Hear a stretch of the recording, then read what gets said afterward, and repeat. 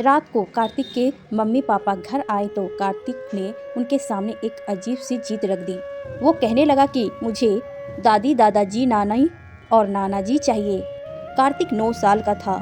उनके mummy papa एक ही company में काम करते थे। उनके ऑफिस चली जाने के बाद वो अकेला रह जाता था, इसीलिए उसका ध्यान रखने के लिए घर में एक नैनी रखी हुई थी। कार्तिक अपने मम्मी पापा की इकलौता संतान था, इसलिए कार्तिक की हर इच्छा पूरी की जाती थी। कार्तिक के पास ढेर सारे खिलौने थे, पर नैनी और खिलौने के साथ खेलते हुए वो ऊब चुका था।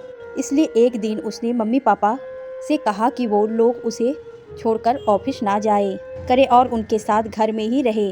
मम्मी पापा के लिए ऑफिस छोड़कर घर पर रहना संभव नहीं था, इसलिए उन्होंने नैनी से कहा कि वो कार्तिक को पास के ही पार्क में रोज घुमाने ले जाया करे। उनका कहा मानकर नैनी कार्तिक को पास के ही एक पार्क में ले गई। शाम का वक्त था। पार्क में बहुत सारे लोग थे। वहाँ झूले लगे हुए थे जिन पर बच्चे झूल रहे थे। कार्तिक भी उन सब बच्चों के साथ झूलने लगा। झूलते हुए एक बच्चा अचानक ही झूले से गिर गया और रोने लगा। उसको रोता देख उसकी दादी उसके पास आई और उसे गोद में उठाकर चुप कराने लगी। बच्चे को चुप कराने के लिए उसकी दादी ने पार्क में ही खड़ी आइसक्रीम वाले से आइसक्रीम भी दिलवाया। बच्चा चुप हो गया। नैनी ने भी कार्तिक के बिना मांगे ही उसे आइसक्रीम दिलवा दी। कार्तिक बहुत देर से उस बच्चे और उसकी दादी को देख रहा था। वो बच्चा फिर से कार्तिक के बगल में आकर झूलने लगा। ये तुम्हारी नैनी है? कार्तिक ने उस बच्चे से पूछा। नहीं, वो मेरी दादी है, मुझे बहुत प्यार करती है, उस बच्चे ने कहा और भागकर अपनी दादी के पास चला गया। दीदी आपकी भी दादी हैं? कार्तिक ने अपनी नैनी से पूछा। नहीं, मेरी दादी तो अब इस दुनिया में नहीं रही, पर नानी है और नाना जी भी हैं, नैनी ने बताया। फिर कार्तिक और नैनी घर आ गए। रात को कार्तिक के मम्मी पापा घर आए।